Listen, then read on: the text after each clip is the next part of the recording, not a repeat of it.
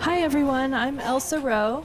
I'm the Community Engagement Manager here, so I do the adult programming. And I just wanted to point out that in the back of the room there's our June program list. One side is adults, the other side is kids. You're welcome to come to anything. We'd love to have you. The ones that are bolded you need to register for.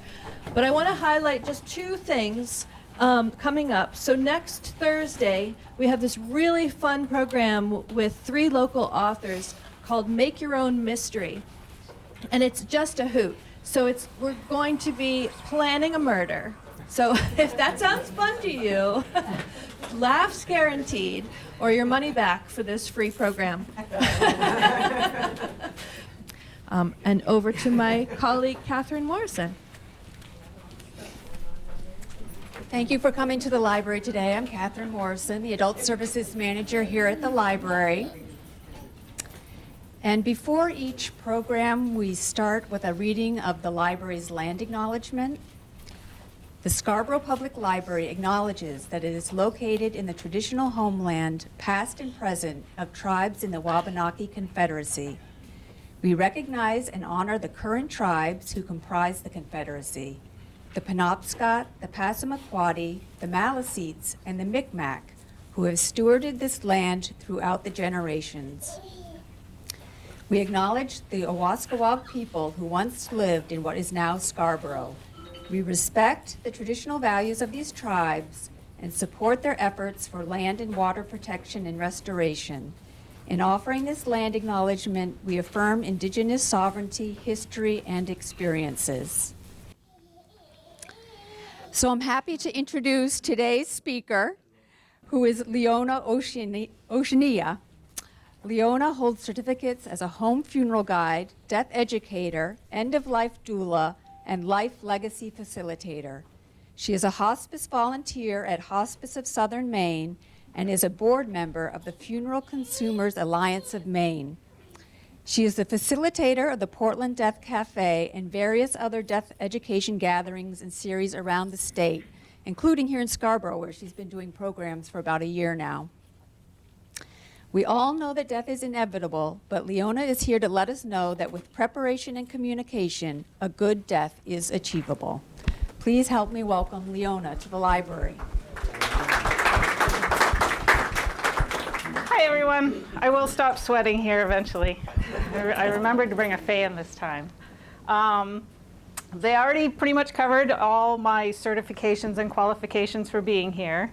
I do see some familiar faces that have been to some of my other programming. Hello! A couple other housekeeping tips. We do have cakes in the back. There are some gluten-free ones there as well. I do not want to take any of them home, so if there are still cakes back there when you're ready to go, fill your pockets, fill your bag. I don't want to take any of those home. I eat them. So there's also coffee. As Elsa mentioned, there's the programming list for the library. There are also pads, small pads of paper and pens back there. If you find anything that you want to grab one to take some extra notes, you also have a whole bunch of paper on your lap, so you could write on that too if you wanted to. And lastly, if you are interested in being on my mailing list for any of the presentations or programming that I run in the Portland area, there's also a sign-up sheet back there. So just write your name and email address, and if you could write it legibly, that'd be great. You can also choose if you just want to receive Scarborough notifications or if you want to receive notifications for all of my programming in the area. So yes? I'm sorry, this session, so I missed the other program because it was at night. So is this the first session? This is the yes. This is this session, and then you're going to have the other sessions here, but are they going to be at night? Well, where we are with that syllabus, as far as, okay, let me back up a little bit. We do run a regular programming here at the Scarborough Public Library on the second Tuesday of every month from 6:30 to 8. The way that program is working is that we're alternating between Die Well Death Education series, which is a presentation. There's always a topic for each of those sessions. And I'll be talking at you, but you're welcome to ask questions and have discussion as well during the presentations. And we alternate that every month with a death cafe.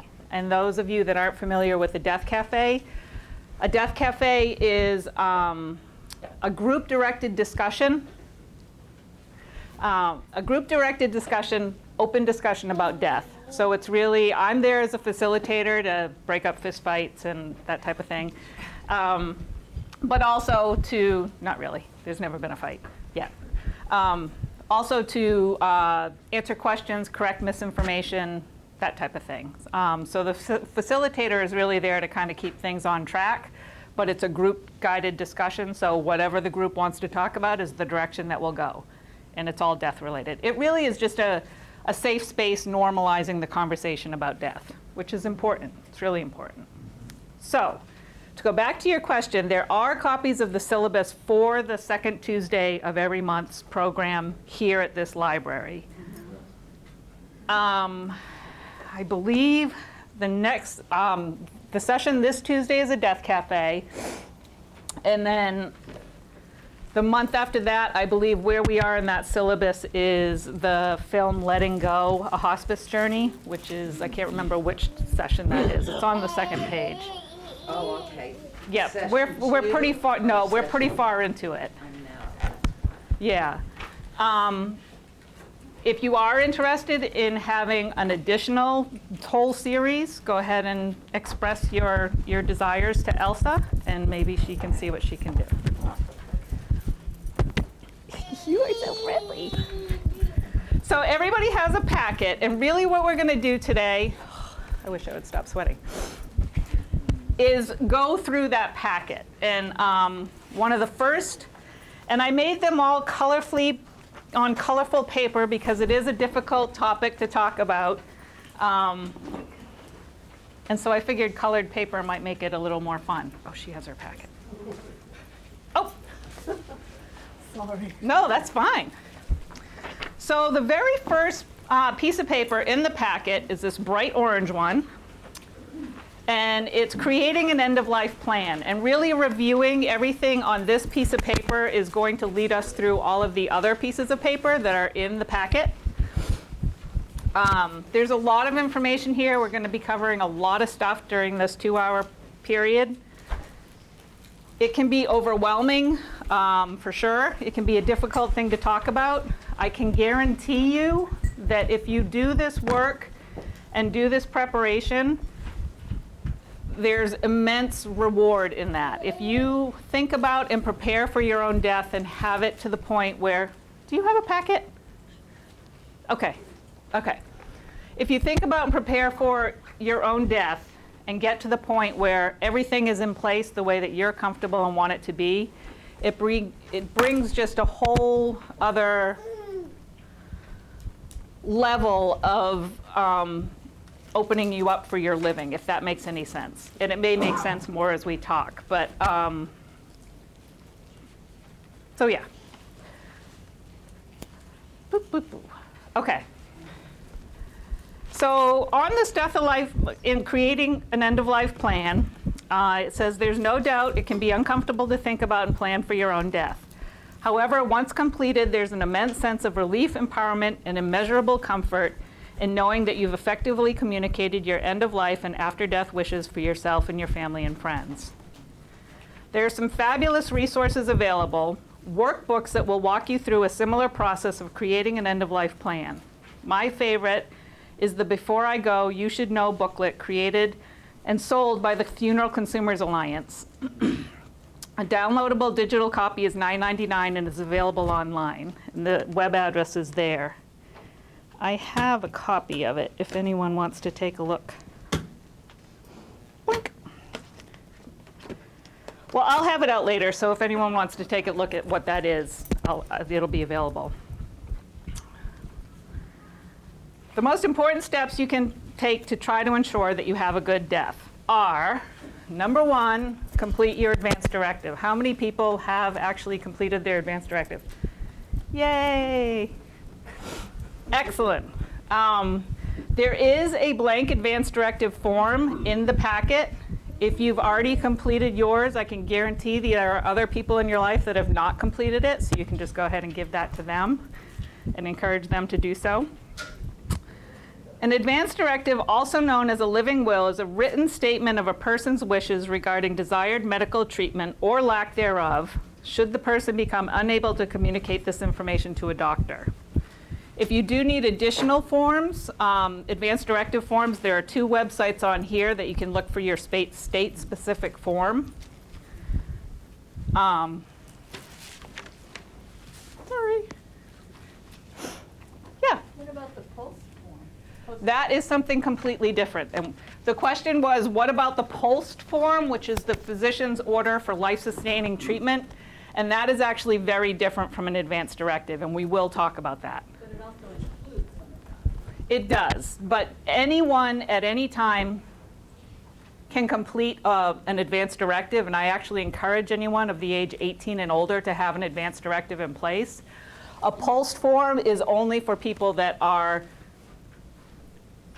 have a very short life expectancy. They have some sort of illness or some sort of health issue that is indicative that they will not be living much longer. And again, I'll go into that more in a little bit. I will try not to step on you. No, he's good. I really will try not to step on him.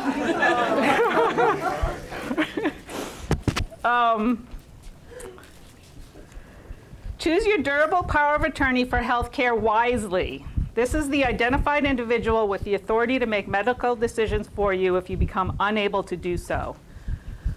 A really big and potentially difficult thing to think about with choosing your healthcare proxy or your durable healthcare power of attorney is that it may not be the person that you automatically think would be the best person. A lot of people think, oh, it's my spouse, it's going to be my spouse, it's going to be my son, it's going to be my daughter.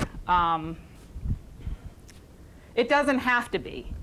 And in a lot of cases, it probably shouldn't be, because the person that is making these decisions and fulfilling your wishes, those people that are closest to you may have a really hard time with doing that.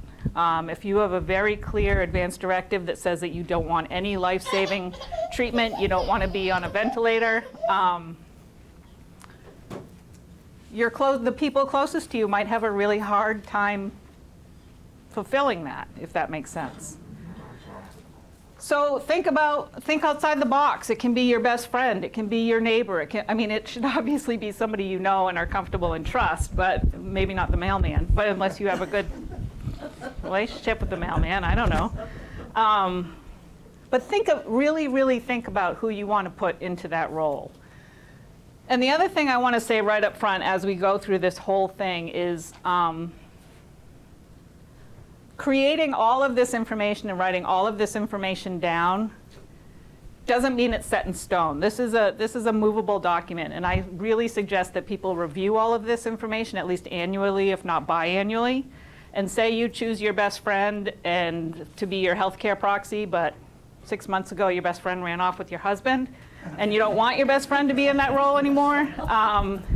You can change it. You can change anything on these documents easily, and you probably should look at it and make sure that it's still applicable.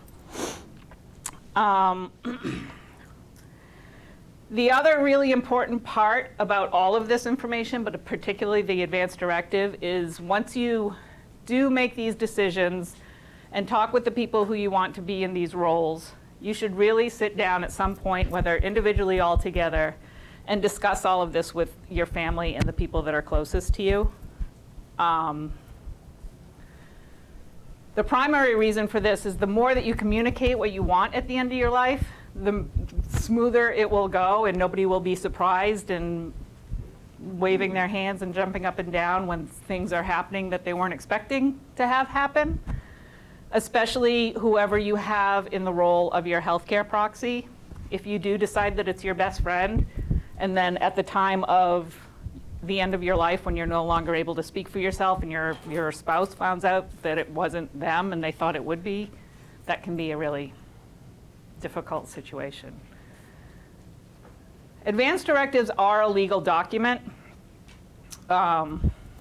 However, if there are people at the end of your life and you're in a situation where you're in a hospital or some other end-of-life situation, and somebody close to you is really making a ruckus and jumping up and down and saying, I don't want this, I want this, and she wouldn't have wanted this, and the hospital is going to, even if they have a copy of your advance directive, everything's in line and everything's in place. If there's somebody that's really making a problem, chances are the hospital are going to want to have their legal team review all of these documents, make sure they're all legit. In the meantime, the hospital's job is to keep you alive. So if they're having to review all of your legal documents and it takes a week, you're going to end up on a ventilator, or you're going to end up on maybe the thing that you didn't want to have happen. So communication is really important. Does that make sense? And the other thing to keep in mind is that if you have it clearly in place that you do not want to be put on a ventilator, you don't want to be put on life support, and something like that happens, it's immensely more difficult for the people that care for you to make the decision to take you off of the ventilator than it is to not put you on it in the first place. So, does anybody have any questions so far? Okay. Do you think like a video will saying who you appointed would be good as evidence for if there was a dispute? That absolutely is helpful. Anything you can do to beef this up is a great idea. So that is absolutely a great thing to do. Especially if we get into the, we'll get into this more a little bit later, but unfortunately people that end up with dementia or Alzheimer's, they are not able to make, and they are, as you all know, diseases that people can live with for a very long time. So if you are someone that if you end up with one of those types of diseases, a neurological disease, you may want to put it in writing and even beneficially do an audio or visual recording of you saying as well that I don't want to be treated for pneumonia. I don't want artificial hydration. I don't want artificial nutrition. Have all of those things documented beforehand, which will give the people in your life a better chance of fulfilling those wishes for you than they would otherwise. Because again, we live in a very death-phobic society, and our medical system, we would all be it would be an advantage to everyone if our medical system would move more toward discussing and helping people die well. Right now, our medical system is pretty much 100% focused on keeping you alive no matter what that looks like. And a lot of times that's not the best way to go.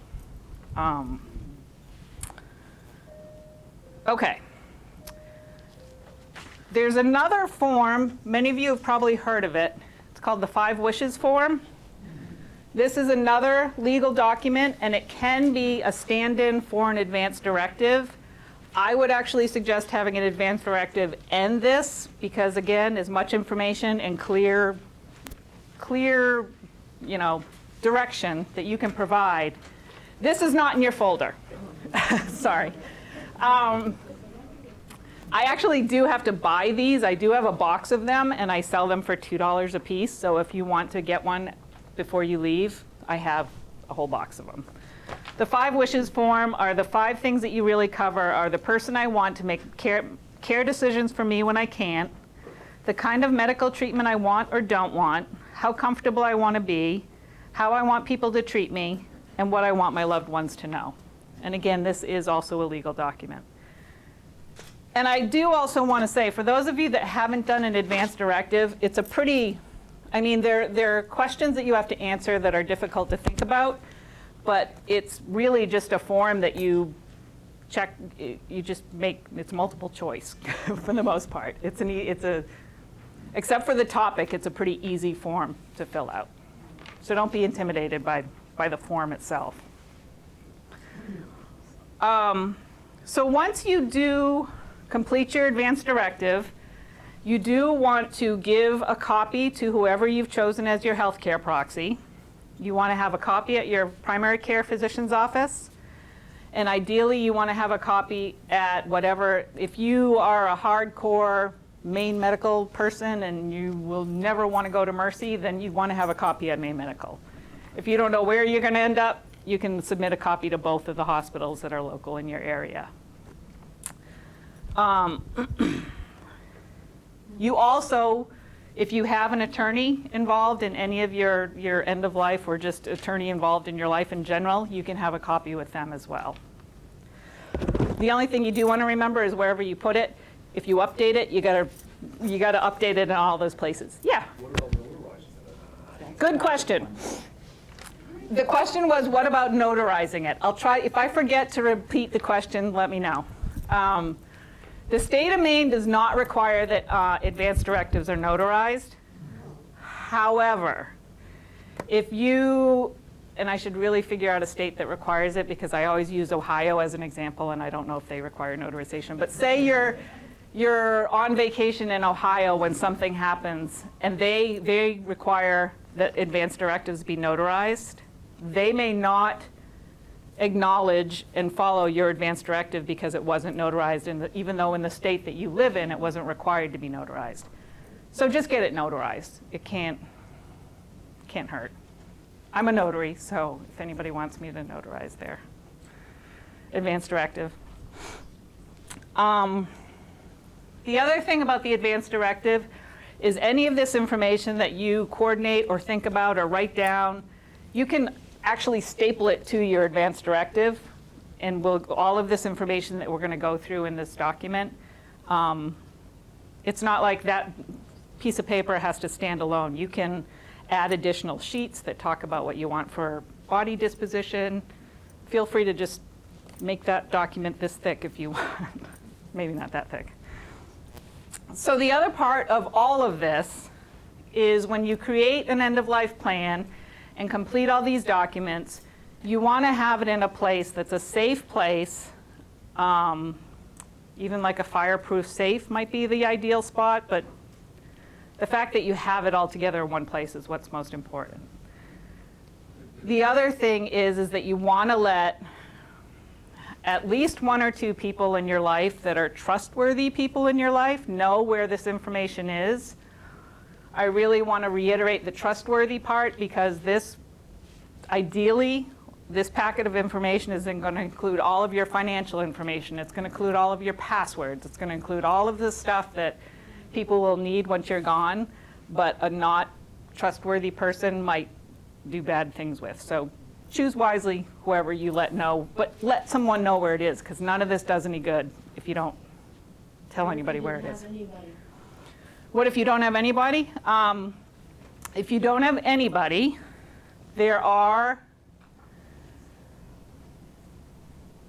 that's a good question. Yeah. When I lived in Missouri, which is another state that requires notary, there are attorneys that you can that's what I was, do yeah. a family legal service, and there are often people who are on standby for that sort of role. Yeah. So the answer was that if you don't have anybody in Missouri anyway, and I'm sure it's the case here, there would be an attorney that you could involve. There's always somebody, if there's at the very most, if you are going to pay somebody, anybody will be as long as it's a trustworthy person like an attorney. Okay, so does anybody have any other questions about an advance directive? Okay. The next, number 2 is create your will. I'm going to say right up front that money makes me sweat, even more than I'm sweating right now. I am not good I can't give you financial advice. I'm not good at it. I won't do it. I would suggest, for those of you that don't know, I'm sure everybody does, a last will and testament is the document that addresses your assets. It addresses your stuff, your money, the things that you have. The advance directive addresses you and your health and how you are cared for as a person health-wise. There is a website called freewill.com. I know people that have used it. They've had good things to say about it. It's a free website that you can go in and plug in all your information and create a will. Again, it's an option, it's free. I know people that have used it. I would suggest if you do go that route, that if you have the means to do so, that you have an attorney just review what you created, just so they can determine whether or not it's all legit. And then the other side of it would be that if you do have the means to just meet with an attorney to create a last will and testament, it would be a good investment if you're able to do so.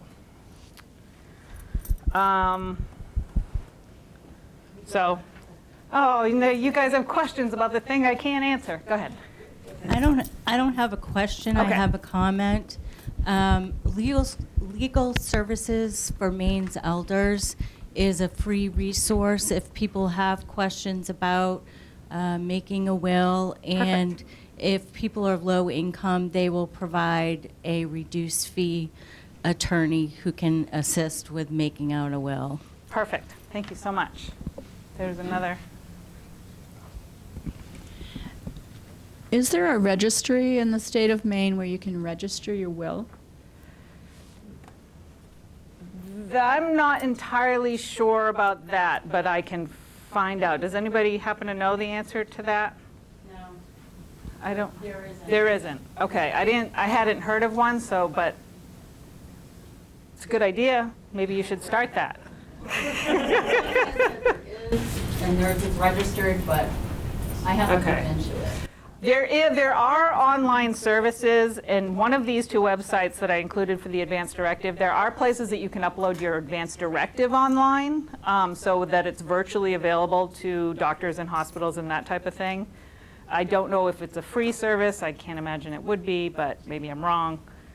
But so if anybody wants to start an online will service, that would be great. Oop, there's your microphone. Thank you. Regarding registering your will, may not be the same thing, but when I did have mine done, my attorney sent a file to Cumberland County Court. Oh, okay. That is, I'm going to look into this. This wonderful woman here said that her attorney, when she filled out her last will and testament, did upload the file to the Cumberland County court system. Your attorney did it. So this is something I obviously need to learn more about, and I will. And if you are on my email list, I will send you along whatever I learn. But good questions. I love it when I am motivated to learn new things. We are just now getting into, creating our will with an attorney, and we shopped. And one of the things that a person that I respect had a will was to say, check if they're under the umbrella of the elder law. I don't know what that means, Okay. but that was something. So we've been asking the people. We shopped to 3 people.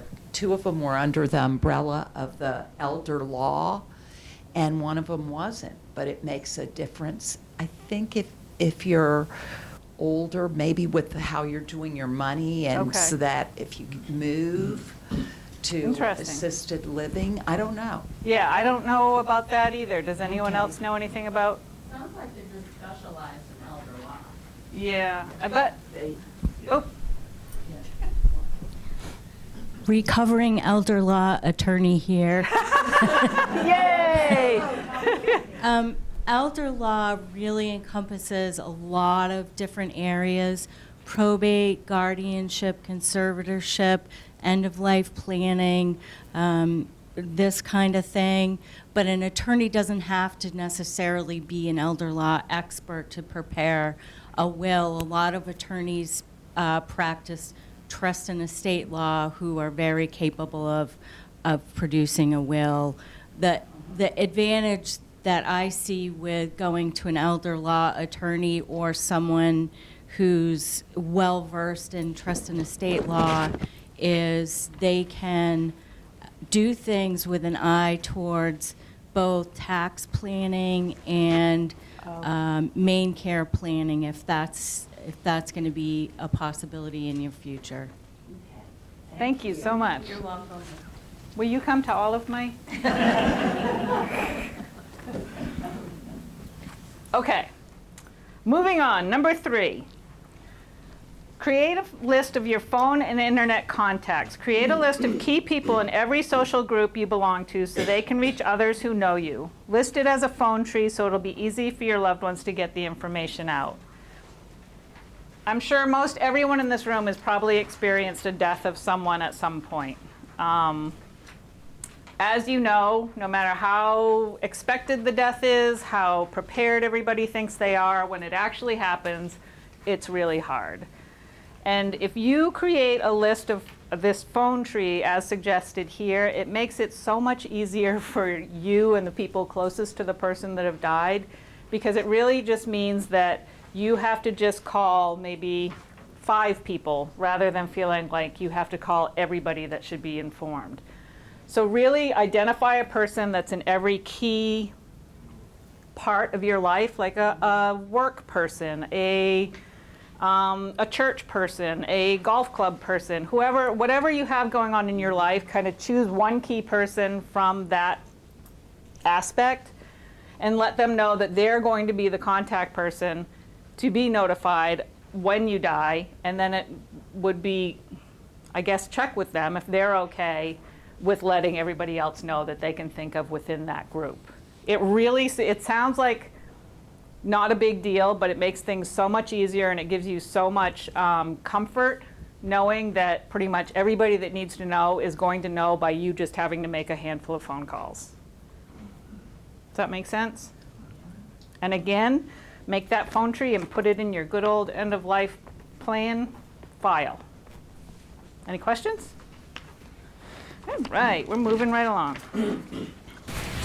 Is that something you would bring with you when you're doing your will? Is that something you would bring with you when you're doing your will? No, well, you could, but again, the idea of all of this is that you're going to have a file somewhere that's going to have all of this stuff in it, and key people, at least a few key people, are going to know where this is.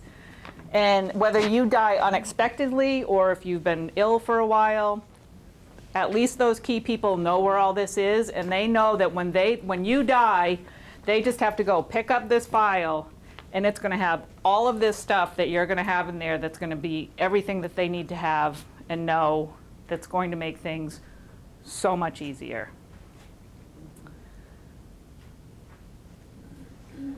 As we go through all this information, I hope that you kind of come to realize that all of this and creating all of this is the biggest gift, in my opinion, that you can give to the people in your life that care about you. If the people, this is a weird analogy, but I always compare it to, it's like planning a birthday party and then all they have to do is come, because people don't have to fight about what's going to happen. People don't have to fight about whether or not you need to go on a ventilator. People don't have to argue about what your funeral should be like, what your body disposition should be. And as probably many of you know, that death can be one of the biggest, people go crazy. And families fall apart, families argue, people that have fought with each other but if you have it all written down and it's there for them and all they have to do is pull it out and follow the directions, it's a huge gift for somebody that's grieving. Okay. Have a list of how your loved ones can access your financial affairs, including but not limited to banks, insurance, stocks, land, homes, auto, and so on. Consider completing a durable power of attorney to designate someone to assist with business affairs.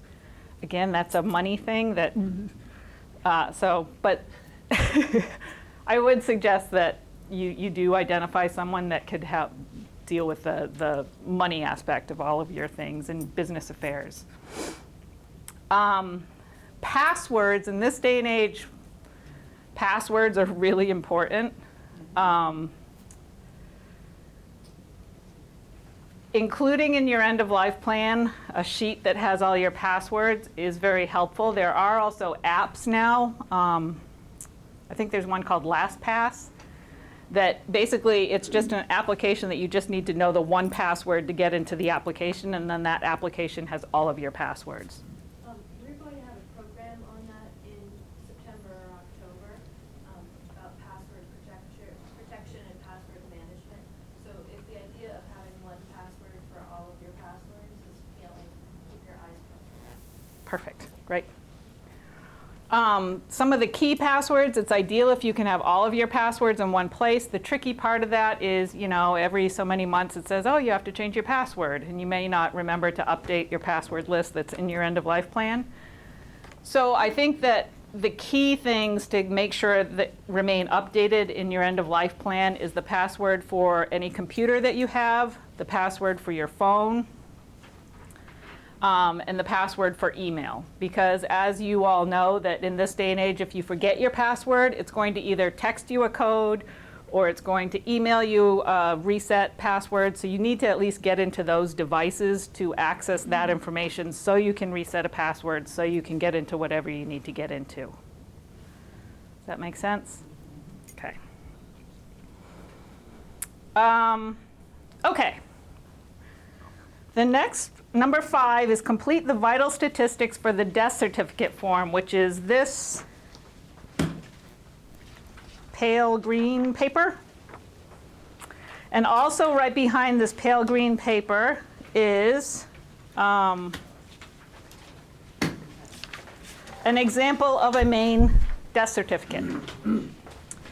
The pale green paper, the numbered questions on the pale green paper directly correspond with the Maine death certificate. Even if you end up not dying in the state of Maine, the information on this form is still going to be very important and needed to complete a death certificate no matter where you are. It just so happens that I've numbered this one to directly correspond with the questions on a death certificate. The death certificate, everyone that dies is going to have a death certificate completed. You would be really surprised at how many people, when they go to complete the death certificate, either whether they're working with a funeral home or whoever they're working with doing it themselves, that they don't know all the answers to the questions on the death certificate. So having you complete this, obviously there's some questions you can't answer, like your date of death, how you died, that type of thing. Hopefully you don't know that stuff. But aside from that, if you fill out this form and have all of the information on this form, that is tremendously helpful to whoever will be completing your death certificate, because all they have to do is pretty much hand it over, and they have all of the information that they need. Does anybody have any questions about that? Yeah. I can repeat it. Where is that normally done? The death certificate, where is that normally done? The death certificate is completed by someone that's medically involved, a medical personnel that's involved in the death. That's who has to sign a death certificate. A funeral home will sometimes complete it, but it will need to be signed by a medical personnel. Ideally, the easiest way to die is to have hospice involved, but otherwise it would be either medical personnel from first responders, or, and we can go into this more later, you can have, it's possible that you can have what's called an attended death, which means that if you are already in ill health or you are elderly and failing, and you've seen a primary care physician in the last 12 months, it's possible that if you die during the night and your spouse wakes up and finds you that you've died at some point during the night, that your primary care physician can sign that death certificate, even though that's not, like, it was unexpected to the point that we weren't expecting you to die last night, but you were frail or you were ill, or does that make sense? This goes in our file. Yes. And somebody that's trusted would give that to the physician. Yes, And whoever- say, we have the information, and then we Exactly. give it to them. Yes. So this stays in that file we're developing. Yep. Yep. Okay. That's exactly it. And whether it's a lot of times funeral homes will be the ones that will complete the information on the death certificate. Uh-huh. If you're not working with a funeral home, and I'm happy to talk to you about how to avoid that.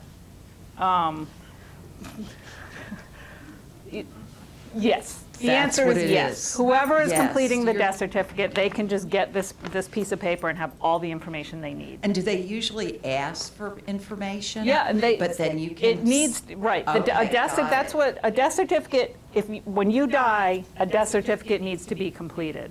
So Right. someone's gonna come to you or someone in your life, not you, because you might be dead. but, Right. No, I Right.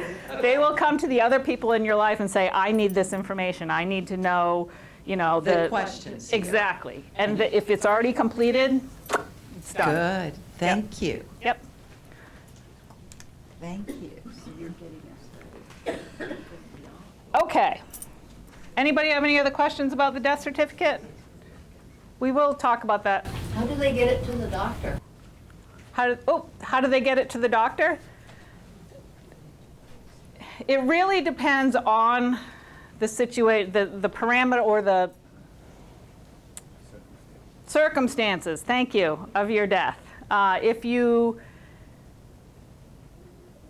die in a hospital, obviously everyone there is a medical personnel. If you die on hospice, the biggest thing that I can't stress enough is death is not an emergency.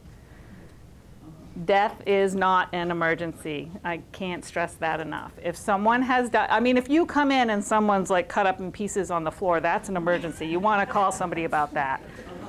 But if you've been ill, if you're frail, you know what I'm saying. The death part, once you're dead, you're dead. Don't call, unless you do come in and find somebody in pieces on the floor, you don't need to call 911. You can call the non-emergency number and ask the first responders to not send 3 fire trucks, 2 ambulances, and 4 police cars with all their sirens blaring. You can say, it's not entirely unexpected. I understand somebody has to come and pronounce the death, but can you not send all of those vehicles? Can you not have, they may not listen to you and do it anyway, but you can at least make the request. Yeah. Well, when my husband died, it was really helpful. I got 10 copies of the death certificate from the funeral home, and that was really good because you have to keep giving out that death certificate. Yes. So it's good to get a lot of copies. Yep, that is a good. In this day and age, you don't necessarily need as many paper copies as you did back in the day, but it is still a good idea you might as well get more now and have extras than having to run around and get them later. Yes? They do cost over a certain amount. Like when my husband died 3 years ago, it was $6 a piece. But a lot of places I found would just take a copy. I could just Yes. make a photocopy. Yep. Yeah. Which is what So I you mean. didn't need so many. Yep. Yeah. Yep. Or a lot of times you can scan a copy and submit it to whoever needs to get one. They don't need a certified copy. So, yes. Where was I going? Did I answer your question? Okay. Just to back up a little bit, and I am jumping all over, and I do that all the time, so I apologize. It's probably never going to get any better. If you are someone who is on hospice, and whoever is on hospice dies, call hospice. Don't call the non-emergency number. Don't call 911. Call hospice. Hospice is incredible. We'll talk about that a little bit more in a little bit. The other thing about hospice is if you have someone that's on hospice and you're caring for them at home, and they're having some sort of issue where they're having difficulty breathing, or they're having their pain is spiked, or something has happened that's a scary situation for the caregiver, don't call 911. Don't call medical services, call hospice. Hospice will not be with you 24/7, but they're available 24/7. And they can either guide you over the phone for how to help your person, or they'll send a nurse out.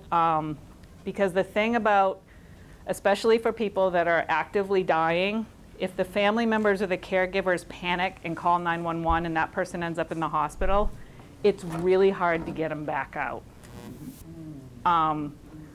So hospice is an incredible resource, and always utilize the hospice services. Okay. Number 6, legacy work, also known as an ethical will. This can be done in writing and or audio or video recording. You can also dictate to someone who can transcribe it for you. It's an invaluable gift for your family. Write or record what has meant the most to you as a child, teenager, young adult, and adult. And in your packet, there's a bright green document. This one. And this just has, they're basically a whole bunch of writing prompts.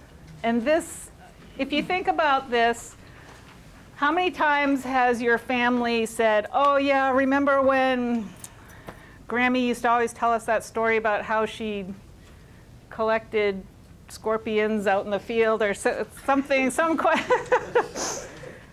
story that everybody kind of remembers bits and pieces of it, but if you actually had it written down or recorded or something from Grammy directly, that would be a legacy gift that you could not only have for you, but for the people that come after you. And who knows, 100 years from now, you might be so interesting that people that don't even know you while you're alive want to read about your stuff. So there's a lot of our experiences and what we've learned and what we'd like other people to know, advice we'd like to give other people, that if we don't record it, it's going to die with us for the most part, at least to some extent. So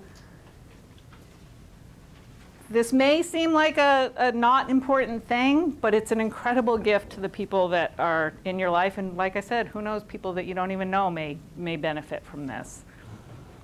There are all different forms of legacy work. You can just use these writing prompts and write down things that are important to you. You can write letters. Letters are a big thing that people often do to your children, your spouse, whoever's important to you in your life. If you're in a situation where you're dying earlier than you ever expected to, and maybe your children are going to be going through life milestones that you won't be there for, you can write letters for, when you graduate from high school, when you graduate from college, when you get married, when you do, or you can just do a general letter talking to whoever it is that you're writing to. And then I'm thinking, do we hold those letters to be mailed in our little file after we pass? Yes. You can, do you want me to just hold this and hand it to people? All right. Will that mess up sound at all if I have this? Okay. I'm going to put it down, though. So yes, it could be something. It can be in your file. It can be something that if you're sick and you know you're dying, that you do and you give to people and say, open these at this time. However you want to handle it. But it's a really, it's an incredibly, yes, it's huge.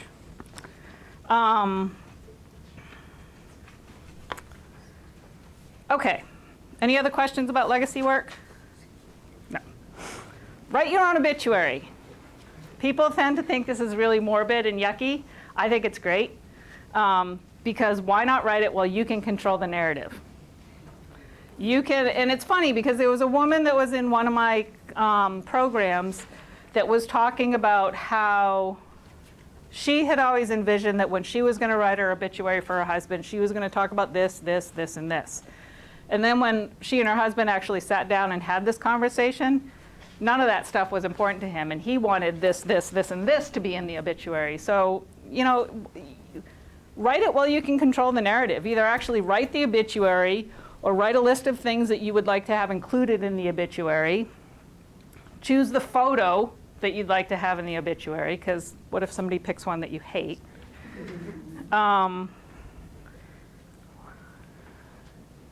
Says writing your own obituary enables you to capture the aspects of your life that were most important to you, written and conveyed in a way that you would like it to be. Not only will it create a written memorial that you want for yourself, but it's also an opportunity to reflect on your life, your accomplishments, your adventures and experiences while you are alive, perhaps even clarifying for yourself what remains undone and what you would still like to do. And there is a book, James R. Haggerty's Yours Truly, an Obituaries Guide to Telling Your Story. It's a great little book. He's the only obituary writer for the Wall Street Journal. And it's not a big book. It gives a ton of great advice. It's an entertaining read. So if you pick that up, it's a great, great resource.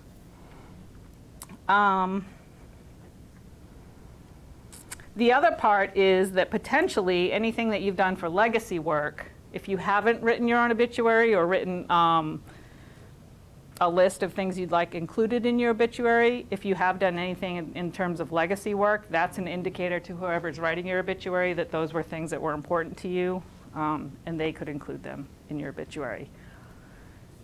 Also, writing an obituary for someone else, it's a personal thing for everyone, but there's no requirement to, and James Haggerty talks about this in his book, there's no requirement to say that, you know, George Smith was loved by everyone, when everybody's reading that going, oh my God, I don't know anybody that liked George Smith. So, you know, they can be funny, they can be light, they don't have to be that formulaic thing.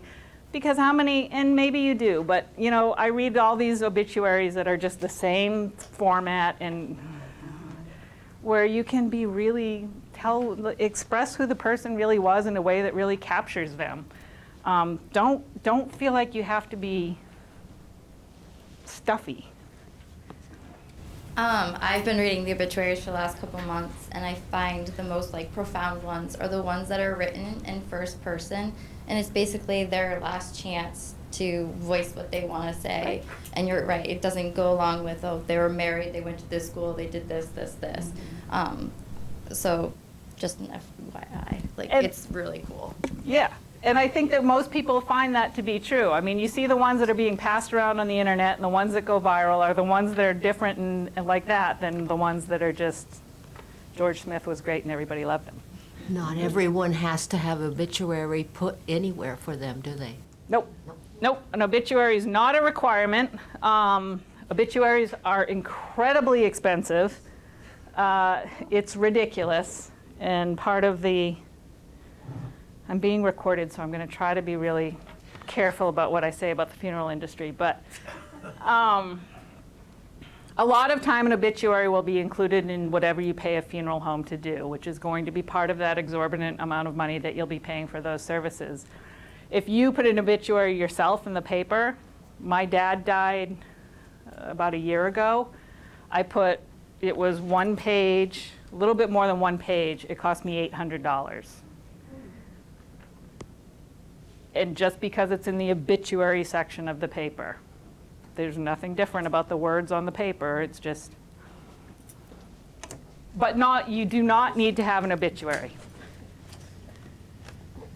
But it's been my experience that the newspaper charges for that. Yes. They set the price. Exactly. The funeral home can help you submit or whatever, but. Correct. But the funeral home, even if it's submitted to a paper from a funeral home, the funeral home will be paying, somebody is going to be paying the paper to list it. A lot of times funeral homes will now just list it on their website, which is included in whatever their price is, but to list it in the paper is the expensive part.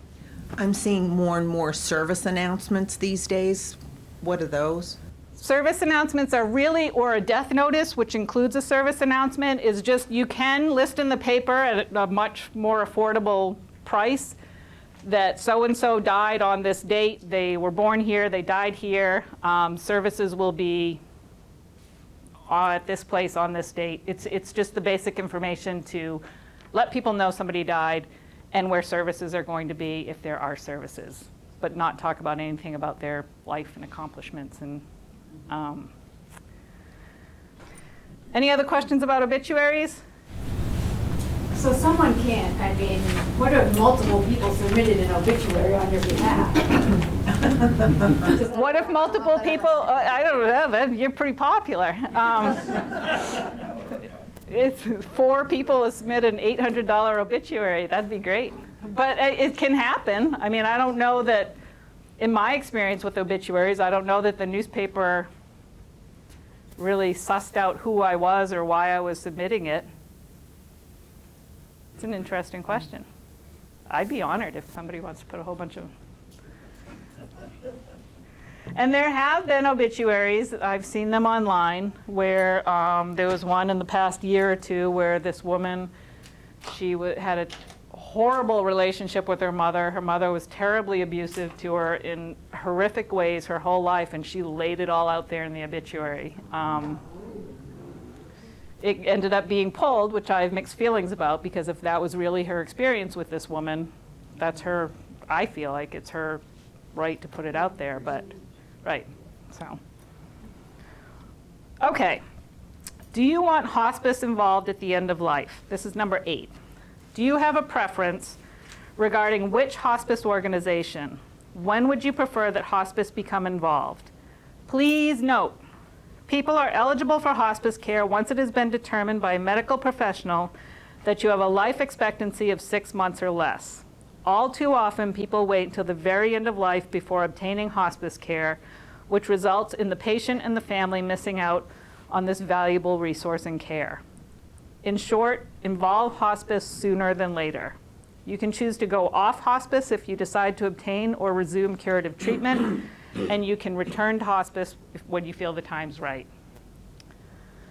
I think everybody probably knows what hospice is, but hospice, the other kind of misconception is people sometimes think of hospice as a place, but actually hospice is a method of care.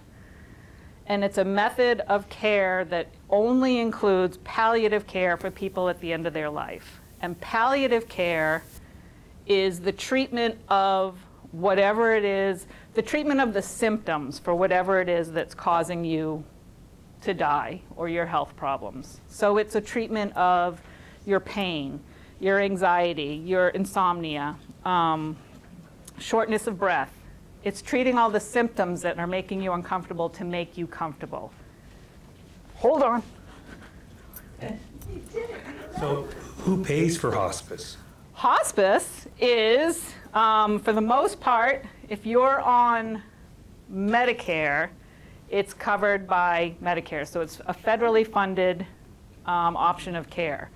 If you are not on Medicare, it is covered by a lot of health insurance. And then there are also hospice organizations, especially the nonprofit ones, that will work with you on a sliding scale or even on a pro bono to provide the care. Once the federal government and federal funding and Medicare became involved in hospice care is when there were all these parameters added to it, like you had to be 6 months or less life expectancy, that type of thing. I don't know why, because it's cheaper to care for someone on a hospice level than it is for, curative treatment that probably isn't going to do much type of thing. There are many studies that show that people that go on hospice and are on hospice actually live longer than people that continue curative treatment. The reason for that is, number one, a lot of times the the curative treatments provided are the things that are killing people more and faster, making them sicker than actually doing much to cure the disease. Hospice, the goal of hospice is to make you as comfortable as possible so that you can live whatever time you have left in the most meaningful and comfortable way. Unfortunately, I think the average hospice involvement for people at the end of life is 2 weeks and less. It's somewhere around that. Where, again, you're eligible with a life expectancy of 6 months or less. That's not set in stone. That's just the thing that doctors have to sign to get you onto the program. People, if you're on it for 6 months, you're reevaluated. If you're still designated to be failing, then they'll renew you for another 6 months. There are people, my grandfather flunked off of hospice. He went on hospice and he got better. And they kicked him off and he died like 3 years later. On the flip side, I know of hospice patients that have been on hospice for more than 4 years. So they just, every 6 months when they're reevaluated, they're still deemed to be failing, but they keep going. Hold on. I have 2 questions. So curative, you talked about curative. Curative is like chemotherapy? Yeah. Okay. Okay, so you're not going to have that. You've written that in your place where, and it's whatever, I forget, it's earlier on. But I have this thing where I wondered, because I've been with hospice when my grandma died at her home, and then I've been with hospice with other people. And I wondered if, for myself, I would like, they usually know right when the end is, hospice, and they talk to you. I would like, you say it's weird, I would like to be able to be put in a kayak and go into the swamps and watch the eagles and go that way. And I didn't know if they could do the medicine and I could do that with hospice. I've really envisioned that. Hospice, that's a great question. Hospice is going to provide what you need to make you comfortable. So they're going to provide pain management. They're going to provide what I said before, and whatever you need to be comfortable. A misconception of hospice is that once you go on hospice, you have 24/7 care. There's going to be a nurse there with you. And you can receive hospice at home. You can receive hospice in a nursing facility. You can receive hospice in a hospital. Again, it's a method of care that is for you wherever you are. There's a book, I don't know if anyone's read this book, The In-Between. It's about a young hospice nurse, Hadley Vlahos. And she had a hospice patient that was homeless. He was living under a bridge in Florida, but he was on the program and she went to see him in the homeless encampment. So anyway, the hospice personnel and the team consists of a doctor who you'll probably not see because they kind of work behind the scenes, a nurse or a nurse practitioner, a social worker, a chaplain, and a volunteer are the base hospice team. And you will get services from them on on different levels throughout the time of your care. Again, they won't be with you 24/7, but they're available 24/7. So if you have a question or need more payment or something, you just call hospice and they provide it. So hospice will provide what you need to be comfortable. The caregivers and the people in your life that you can write down, we're going to get to this shortly, what you want your situation to be as you're dying, write it down and talk to the people in your life about, I want to be on a kayak. You know, nobody's going to let you go on a kayak and just float away and just keep going. But, but if you want to be next to a lake, if you want to be in a boat, if you want to be, you can do whatever, as long as the people in your life are willing to make that happen for you, just make it clear what you want for yourself at the end of your life. Does that make sense? I wouldn't be convicted of murder, would I? No, If it no, was you're not written out doing. by that person? I mean, if you put her in the water and held her under, then, but. She was doing her own poor thing. Yeah, no. You're just facilitating what she wants her environment to be at the end of her life. If you're not doing something to actively progress that death from happening, but no, you can, anybody can have. Okay. Thank you. Sure. Oop, I'll be right there. Are there more than one hospice providers available? Yes. Are there more than one hospice providers available? There are a number, there are 3 that I can think of off the top of my head in Southern Maine. There's Hospice of Southern Maine, there's Northern Lights, and Compassus is another one in this area. I would suggest, as is the case with any of this, including funeral arrangements, again, I'll get to that, shop around, connect with the people. If you think there's going to be a need for you, and even in advance of a need, connect with all the hospices in your area, see which ones you connect with, see which ones feel good for you. And if you start with one hospice and you're not, and sometimes it's not a good fit, so leave that hospice and go to another hospice. So there are different options. This is just a note. So when my grandmother went into hospice, she was a type 1 diabetic her whole life. So it was the most startling thing to my grandfather was they don't provide insulin in hospice. So that was the hardest part for him. So I thought it was a note that, like, if you're a diabetic, insulin is not included in That's hospice. interesting. I did not know that. So that's because insulin would be considered a curative treatment. Yeah. Yeah, that's interesting because it's a double-edged sword. Right. The other thing, I'll be right there. The other thing I want to mention really quickly is that palliative care is an option for anyone at any stage in life that is maybe not at the end of life, and it's more of an up-and-coming thing. Palliative care is available to anyone that's living with a life-limiting disease, and that can be diabetes, that can be MS, that can be anything that you're still receiving curative treatment for. You can request to your doctor or your medical team that you want a dedicated palliative care team, which you would think that as part of your everyday medical treatment that would include as much palliative care as is out there, but that's not always necessarily the case. But you can request to have a dedicated palliative care team. And again, I'm talking about nobody's dying, you just have MS, or you, not just, but you have some sort of life-limiting illness, but you're not dying yet. You can request a dedicated palliative care team that will provide care for all of the symptoms of your disease. That was my question. Go ahead. That was my question on palliative care. What is that connected with hospice? And you've answered it.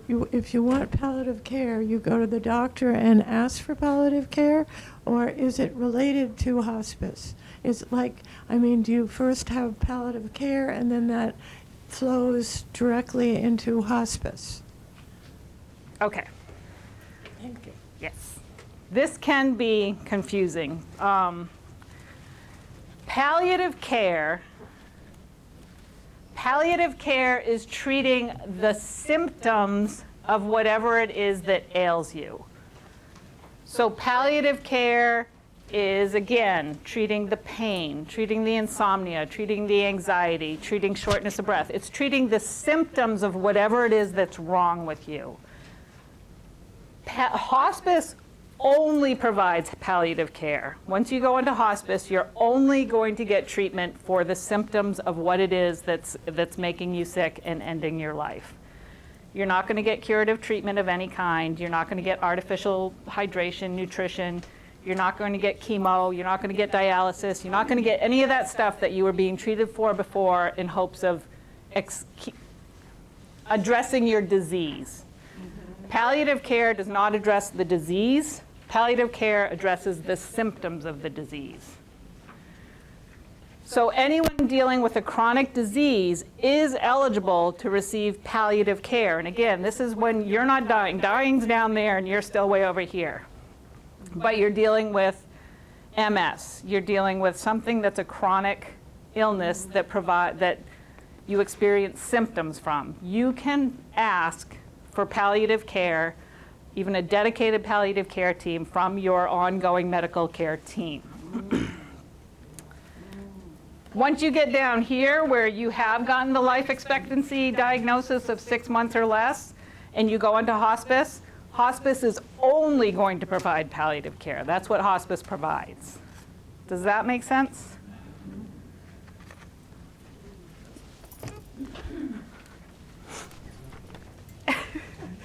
No, it's confusing. Okay, I have a disease, but it's not looking good for me. Okay. Okay, so I talked to my doctor, and the doctor says you can have palliative care. So do you go to hospice then? No. Who do you go to? There's actually now a palliative care office right on through the main health system right on Route 1. There are dedicated palliative care teams now. So if you're requesting palliative care, that doesn't mean, and you're still well enough that you have a life expectancy of a long time, or longer than 6 months. If you request palliative care, you're not requesting hospice. You're just requesting that you have a dedicated medical care team that will focus only on your symptoms, not on your treatment, but on the treatment of your symptoms. And I will say that unfortunately, it's a fairly new established method of care in our medical system. And I've seen more than once that someone will go, like for my dad, before he had a life expectancy of 6 months or less, he was living with congestive heart failure. He was living with, some medical issues that were causing him discomfort. But he didn't have a life expectancy of 6 months or less. I recommended that he ask his doctors for some dedicated palliative care.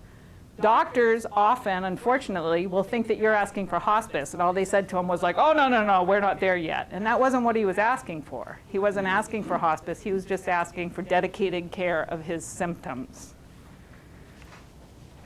Okay, so I'm kind of getting what you're saying, but let's give me an example. So your dad has this congestive heart failure, and he's on medicine. Yep. He's been taking. Yep. Give me an example of treating his symptoms. That's what palliative care is, but I'm not understanding what it means. So Okay. give me the example. Sure. That'll help me go over. So for him, symptoms, he was having a lot of insomnia as part of his congestive heart failure. I don't know what it was that was making him not be able to sleep, but it was connected to it. So he could have requested dedicated palliative care for insomnia. Mm-hmm. If you have, So what would they do? whatever treatment makes sense for his physicality that would help him with the insomnia. They could give him medicine? Yep. Oh. Yep. Okay. Or if you have a gastrointestinal ongoing disease and you have nausea a lot, you can request a palliative care team that can help you address specifically the nausea or the pain or the whatever symptom is from your disease, but not treating the disease itself necessarily. Like the goal of palliative care is to help you sleep, to make the nausea go away, to make the pain go away. The doctor over here is going to be giving you infusions for whatever it is that's going on in your gut, or giving you chemo, or does that make sense? Yes, for comfort. Yes, To live yes. comfortably. Yep. And with ease. Yep. Got it. It may be helpful to make a distinction, or the opposite, curative and palliative, because they are different goals. Correct. Curative wants to cure. Exactly. Palliative wants to keep you comfortable. Exactly. And something else to add into this, you're right, palliative care is a fairly new specialty in medicine. Yes.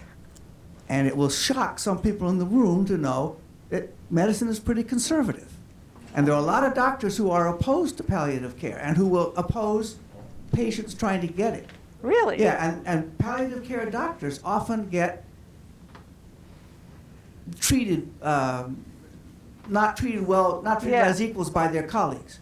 It's looked down on. And maybe not anymore, but it was a couple of years ago. Well, that's disappointing, but thank you for the information. Oh, here, hold on. Does palliative care provide respite care for somebody? My sister's in a situation where she can't leave her house because her husband has dementia, and he's in and out of it. So sometimes he's perfectly lucid, but she doesn't dare. Like, she would have been here today with me, but she doesn't dare leave the house. Right. Is hospice the only thing that offers respite care or respite? Yeah. Anybody that could come in and give her a break other than hospice? Right. That would not fall under palliative care, unfortunately. The only thing I can suggest is looking into like visiting nurse aides or other family or friends or something to provide her with some support, but that wouldn't fall under palliative care, unfortunately.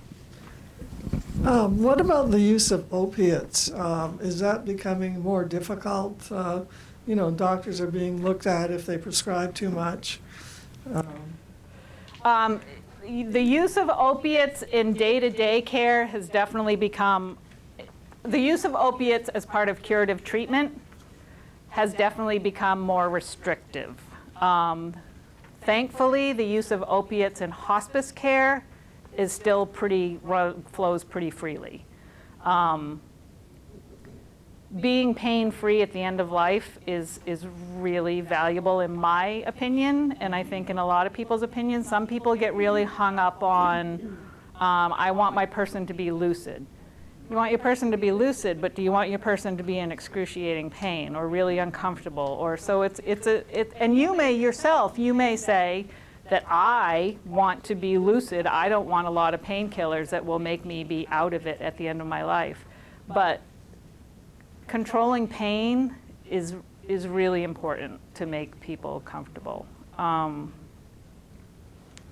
So does that answer your question? Curative treatment, there are definitely more restrictive, but in hospice, the use of opiates is still pretty free-flowing.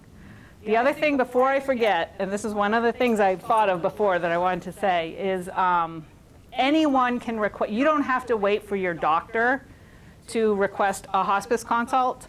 You yourself can request a hospice consult for yourself or for anyone in your life at any time. It's not based on a referral from a doctor, and you don't need a medical person involved. You may get the consult, and hospice may determine that you're not eligible, but you don't have to wait for a doctor to make that request for a consult. So I hate to belabor this, but in South Carolina, the doctor suggested palliative care for my husband, and then it flowed right into hospice care from that one referral. What do you do in Maine to get a hold of palliative care? I mean, what are those? Is it called palliative care? Mm-hmm. And you just look it up online? Yep.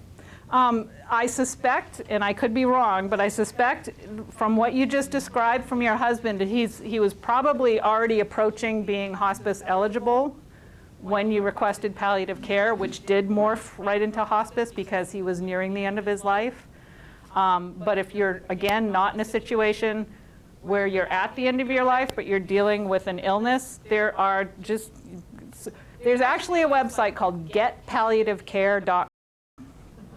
And they have a search engine in there where you can enter your zip code, and it will provide you with palliative care practices and doctors in your area. The only thing I will say that with our lovely system of health insurance, you may need, depending on if you have an HMO or whatnot, you may need a referral from your doctor to go to a palliative care team, but you may not. It depends on what your insurance is. Did someone else have a question? I think you just answered the question. So, in other words, palliative care is not covered by Medicare. It could be if you're eligible for palliative care and you're on Medicare. It could very well be covered. Okay. Yes, it's a as this gentleman said, and I said earlier, it's a fairly new specialty of care that has become more well established and available to people than it used to be. But it's still a method. It's not like you're going to go out and eat grass, and that might not be like, that's a homeopathic maybe. And I'm not dissing homeopathic treatment, but that type of thing tends not to be covered by health insurance. But this is an established method of care that is covered by. I just wanted to address the question about respite care. Okay. And the Agency on Aging, at least in Southern Maine, does have some funds available for respite care. So I would recommend your sister call them. You're welcome. The Southern Maine Agency on Aging is a great resource for a whole host of things. Thank you for saying that. Does anybody have any other questions? So getpalliativecare.com is where you would go to get the palliative care for you not being at the end of your life. If you go onto hospice, they are only going to provide you with palliative care. Okay. Number 9, would you like an end-of-life doula? An end-of-life doula, does everybody know what an end-of-life doula is? No. Does everybody know what a birth doula is? Yes. Okay. A birth doula and an end-of-life doula is basically a non-medical support person. A birth doula is a non-medical support person that helps a woman through the birthing process. An end-of-life doula is a non-medical support person that helps a person who is dying and the family and people closest to them. My probably not very good way of describing it is it's like a hospice volunteer on steroids. They can actually work well if you have someone that's already on hospice. An end-of-life doula can actually help to fill in the gaps that are provided. Unfortunately, there are gaps with hospice care.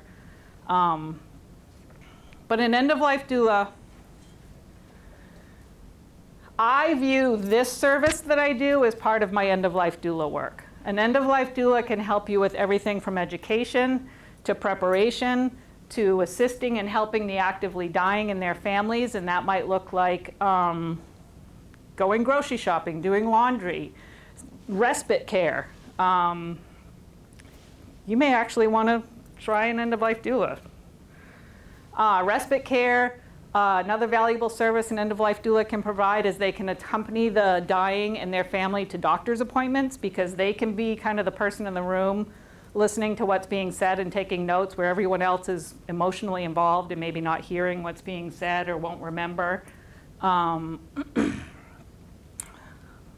biggest, most valuable service I think an end-of-life doula can provide at the end of life is they can be the person that's available or in the room that isn't afraid of what's going on and can help the family understand that even though this looks scary, it's normal and they're doing fine.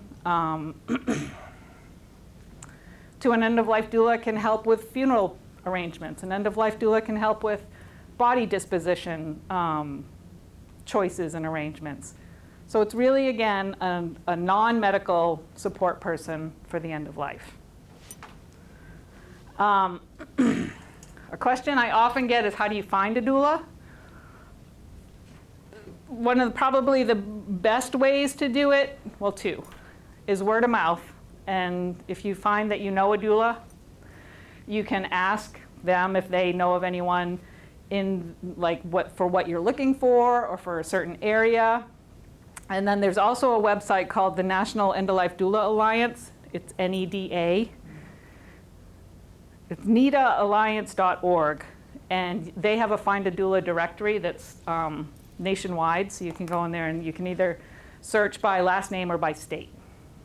So it's really it's an up-and-coming kind of, they've always been around, but it's more of an established service that's become more available in recent times than it had been before. Back in the day when people were dying, it was the family that cared for the dying at home, and we morphed away from that, and now we're kind of establishing people like end-of-life doulas that can help with that. As of right now, it's not a terribly regulated service. You can study, which like I studied and I got my certificate, but a lot of people say they got their certification, but there is no real certification, medical certification for an end-of-life doula. There is training and there's a certificate. Actually, UNE down in Biddeford is now offering an end-of-life doula program as far as their college. So it's a reputable and established service, but it's not overly regulated. I suspect that will change at some point. At this point, medical insurance won't cover an end-of-life doula. Medicare won't cover an end-of-life doula. It will be an out-of-pocket expense. How much do they run? It depends. And different end-of-life doulas do it differently. They may have an hourly rate.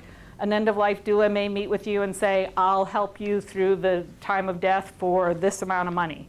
Some end-of-life doulas have sliding scales. Some end-of-life doulas do bartering. I mean, that is the good part of the not being regulated, is they are, and most all that I know, are willing to work with people. Thank you. Sure. Okay, this goes back to what you were saying before about a pre-death vigil plan. As you are dying and possibly unconscious, what do you want happening? Do you want to be home? Would you like music?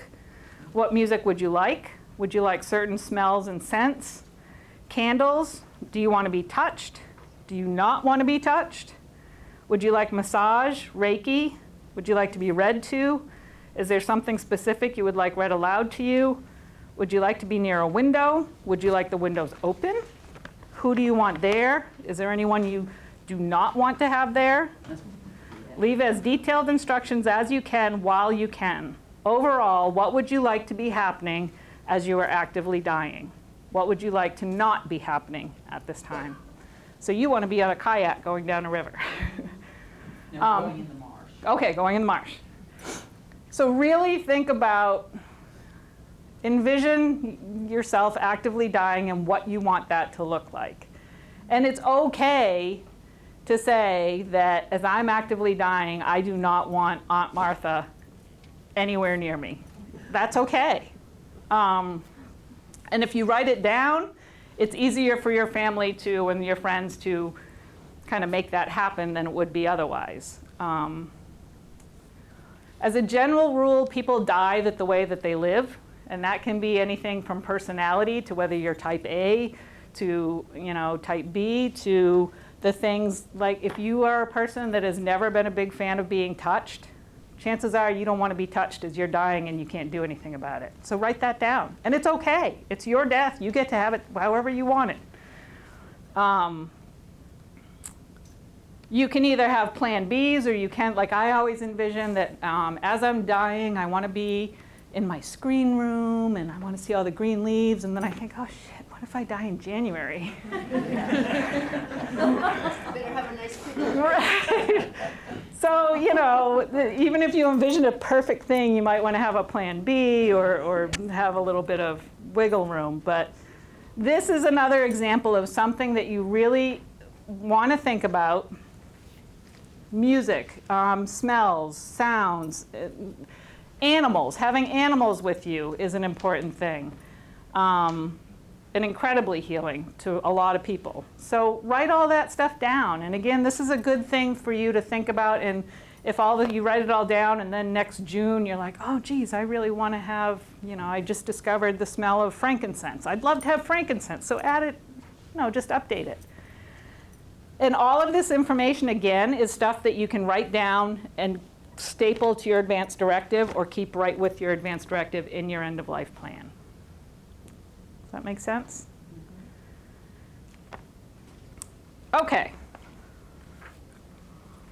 Do you want a living wake instead of a big funeral? A living wake equals a celebration of life held while you're still alive, alert, and oriented to the world, or would you like both? This is just something to think about, maybe enact if you want to. The example I always give is I knew a woman in Portland who she was nearing the end of her life, and she had a bookcase coffin built. And I have one too, I built one, they're great.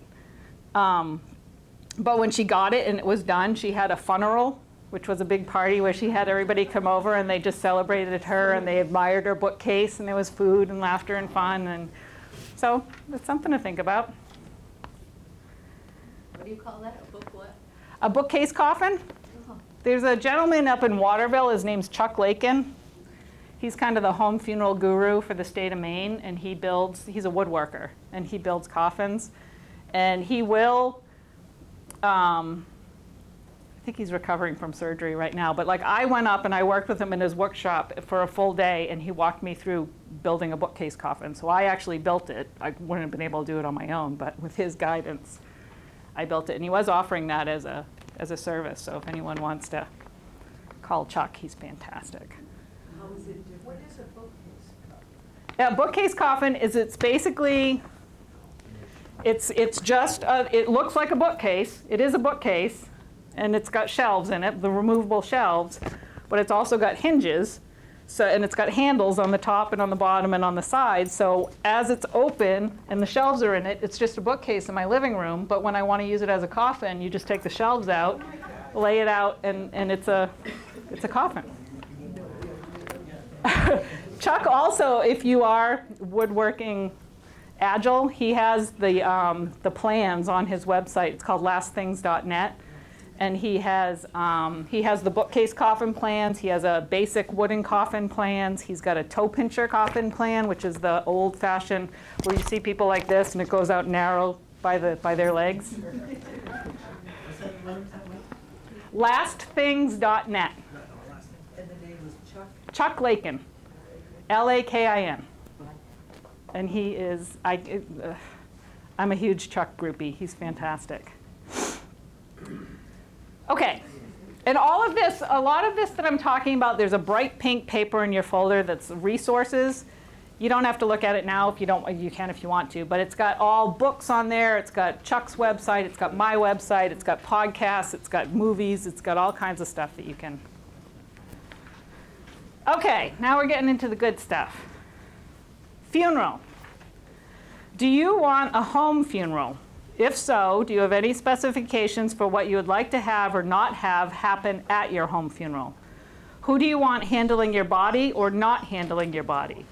Where would you like your body to be? Would you like your family and friends to take care of all aspects of a home funeral, or would you like to incorporate a hybrid home funeral with a funeral home being hired for such aspects as transportation and or paperwork, or any other version of a hybrid home funeral? Do you want to make or have someone make a coffin for you? Would you like a willow casket or carrier? Do you want a body burial shroud? Or would you prefer a traditional funeral where everything is basically handled by a funeral home? Is there a specific location you'd like your funeral or vigil to be? Home, another location, a certain funeral home? What songs would you like played at your funeral or vigil? Are there any specific readings you'd like to have at your funeral or vigil? Is there a certain church, friend, or pastor you'd like to handle your funeral services? Okay, now I'm going to try to rein myself in while I go on my funeral industry rant. Most people don't realize that you are not required to involve a funeral director or a funeral home on any level for after-death care.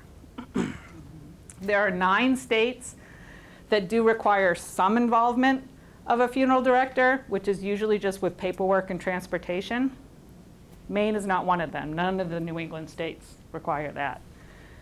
It is entirely, it sounds scary. A lot of people think it sounds really yucky. It's an incredibly healing process to care for your own dead. This industry that we've had and have had for a while, where someone dies, someone immediately calls the funeral home. The funeral comes, zips them up in a bag, whisks them away, and then you maybe see your person again if you choose to have a service. You see your person again for like a 2-hour time frame in a building you're not familiar with all this activity happening, with people coming through, and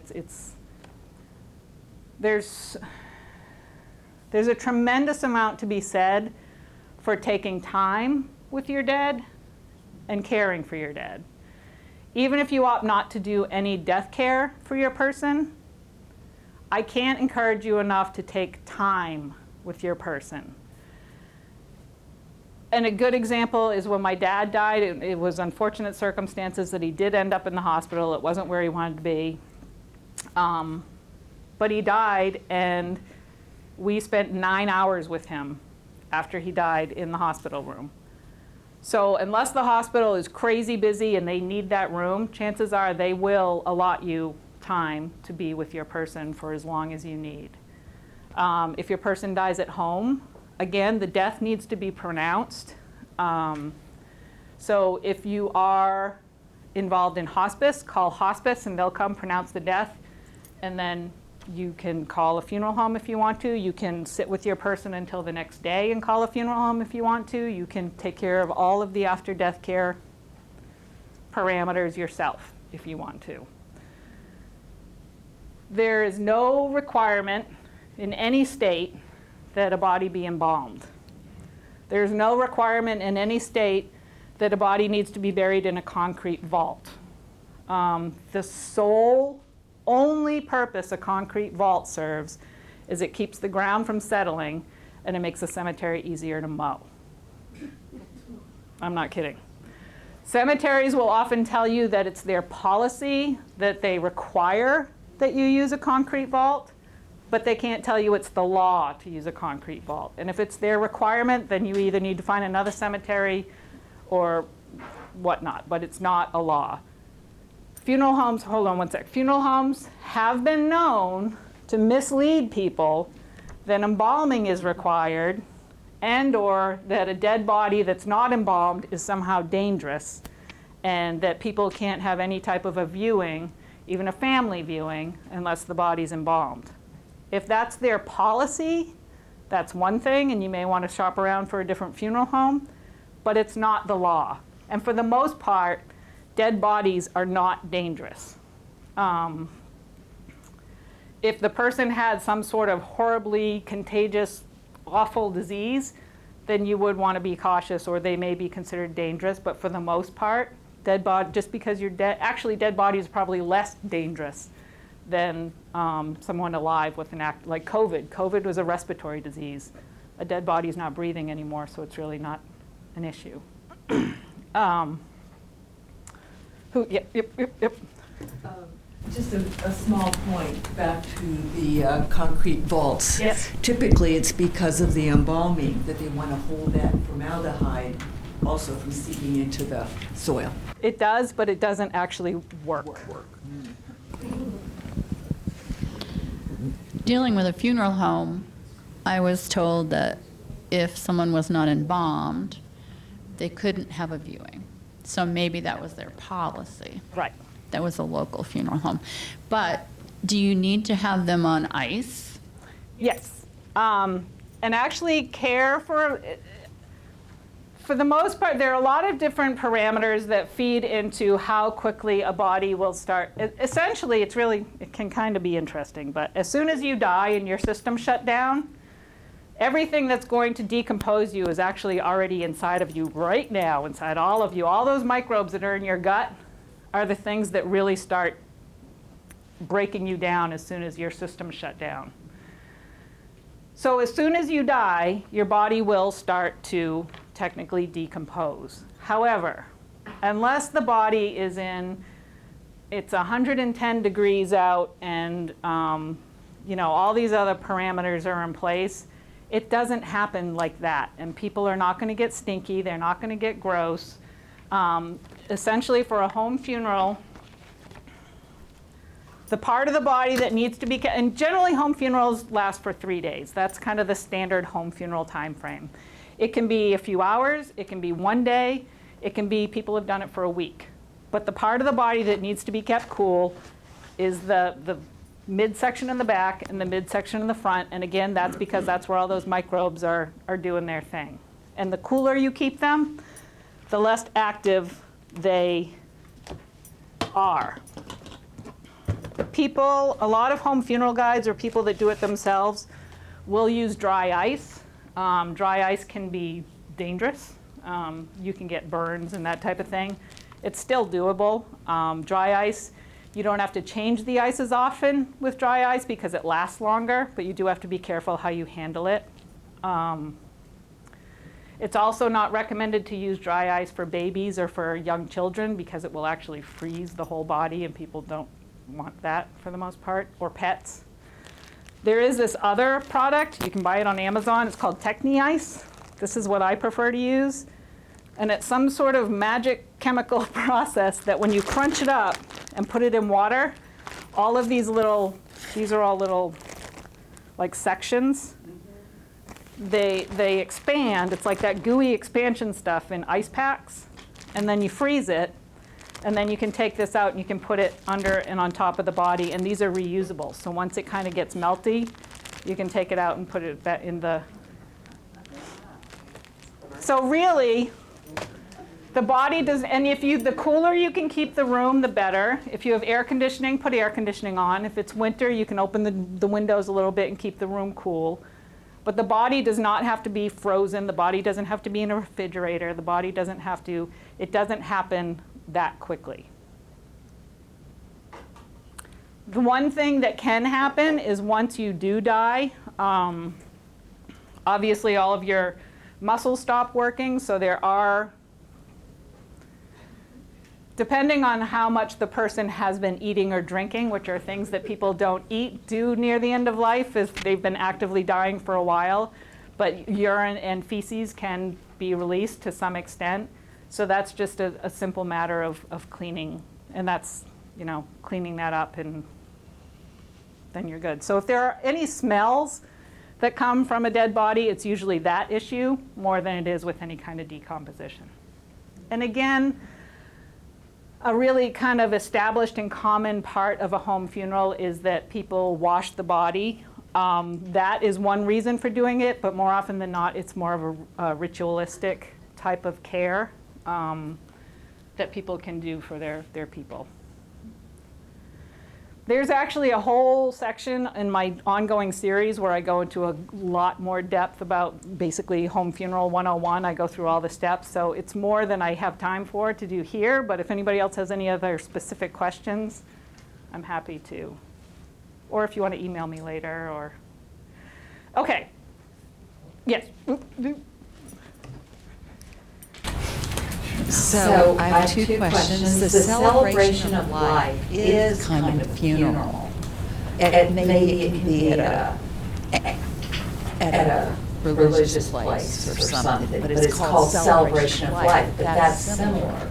Yes? Yeah, and a celebration of life can be whatever you want it to be. It can be shortly after the death. It can be a year after the death. It can be at your house. It can be in a park. It can be anywhere you want it. A funeral service tends to be at a funeral home or at a church or that type And then my next question, thank you, is if you want to get cremated, do you have to call a funeral home? How does that work? The other part, especially in the state of Maine, because there's no requirement for a funeral director, people can transport their own dead. The parameters are that there's some paperwork involved. There's a permit for disposition of body remains, which I also call the body disposition permit, which you get from the municipality. If you're not involving a funeral home, you get it from the municipality where the death occurred. So if you live in Cape Elizabeth but you died in Scarborough, you would get it from the town clerk, the form from the town clerk in town hall. The tricky part of that is the advantage that funeral directors have is they can do all this paperwork in their online system. The average Joe doesn't have access to that. So if somebody dies on a Friday night or on a Saturday, you have to wait until Monday until you can get the paperwork, unless you have a funeral director friend that will help you do it. So the other parameters, the Maine state law says that when you're transporting a body, it has to be not visible to the public, and something like it has to be in its natural state, which I read to be that it has to be laying down. You can't like put it in the passenger seat, put the...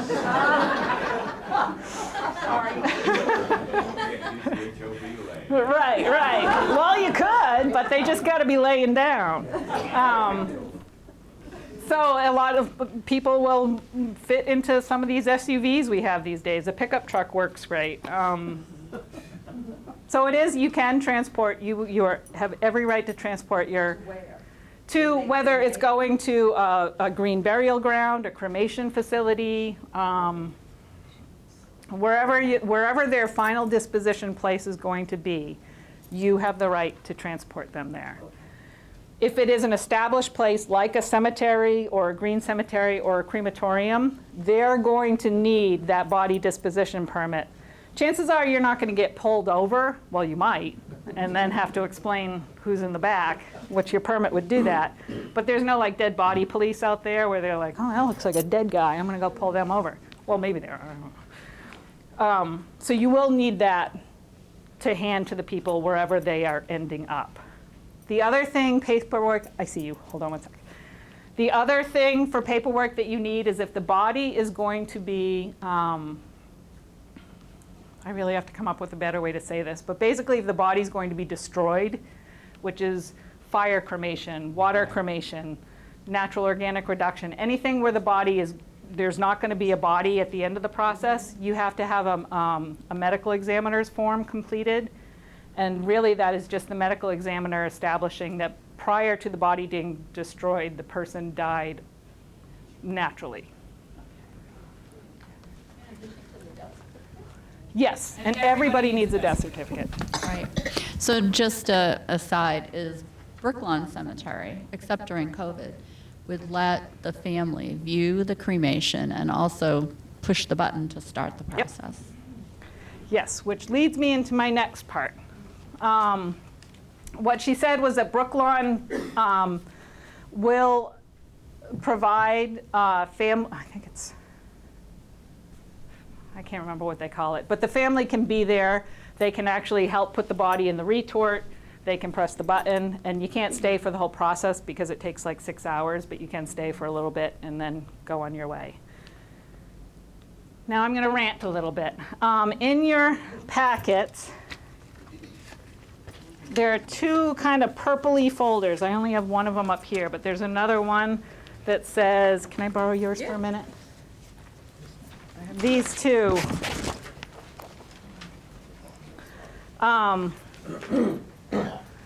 The Federal Trade Commission back in 1984, and they amended it in the mid-90s, there was enough of a need that the Federal Trade Commission established a law called the Funeral Rule. And the Funeral Rule is really outlined in great detail in those little booklets. But my jaded, really short version of the Funeral Rule is that they had to create a law to dictate to funeral homes that they can't lie to people. The funeral homes, the law states that funeral homes can't tell people that embalming is required. Funeral homes have to provide you with a general price list of a la carte items and services, but chances are they're not going to provide it to you unless you know to ask. You do not have to buy packages from a funeral home. You can utilize a funeral home only to do body transport. You can utilize a funeral home only to do paperwork. If you do have a service at a funeral home, you can provide your own casket. Costco and Walmart sells caskets. You can buy a casket there and you can bring it, and they have to let you bring it in there. You don't have to buy a casket from whoever you're using for a funeral home. You can make a casket. You can build a casket with Chuck Lakin and then bring it into a funeral home if you want to. You can use a cardboard casket. You can use a cardboard casket, a cremation casket. You can, so what I encourage you to do is to be a good consumer, familiarize. This little packet really outlines it simply and easily. Know your rights, and I can't stress enough to shop around. It's better to shop around, and this sounds counterintuitive, but it's really important. It's better to shop around for funeral services, whatever funeral services you think that you're going to want, prior to the need. And even if it's an unexpected situation, I still encourage you to shop around, because different funeral homes will charge vastly different fees for the exact same services.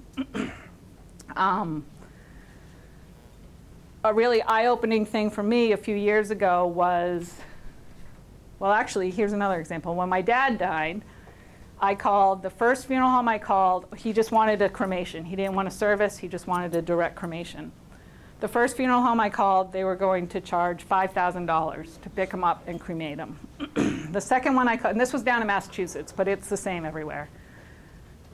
The same situation. The second funeral home I called, or the second place I called, they were going to charge $2,500 for a direct cremation. The third one I called was $1,350 for a direct cremation. The other thing people don't realize is that I think a lot of people envision that every funeral home has their own little crematorium or retort. In every area, there's basically one cremation facility. Here it's Brooklawn in Portland. So all of these funeral homes and all of these direct cremation services are bringing all of these bodies to Brooklawn. So if this place is going to charge you $7,000 for that, it's going to Brooklawn. If this place charges you $1,200 for that, it's going to Brooklawn. So shop around. Know your rights. Can you go directly to Brooklawn? The question was, can you go directly to Brooklawn? The answer is yes. I'm hoping that Yes, you can. And if you push for it, you can. I wish they would make it easier, and I think they're moving more in that direction. For Brooklawn, it's easier to deal with a funeral director because they know that all the paperwork's going to be right. They're going to have what they need. I think that they have had experiences with people transporting people directly that they don't have the paperwork they're supposed to have. So they like to say that they prefer to have a funeral director involved, but you can bring a body there directly. Like multiple bags of one body they probably wouldn't like. No, they probably want it all in one. Oh, hold on a second. What would they charge for a cremation? Brooklawn,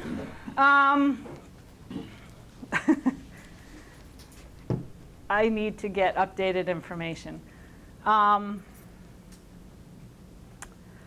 don't know. I think it's upwards of about $1,000. Here's the thing that drives me crazy is I did a lot of research in this area a while ago for a woman that her mom died, and they wanted to spend about 12 hours with the body. I don't know why 12 was the magic number. And then they just wanted a direct cremation. And all they wanted a funeral home to do was to come and pick up her mom and bring her to Brooklawn. That was it. And paperwork. All of the places I called, I forgot, I'm sorry. They were going to charge, the thing about funeral homes as well is they can charge, and most of them do, a funeral services fee, which is usually $1,300 to $1,500 just for having the funeral home involved.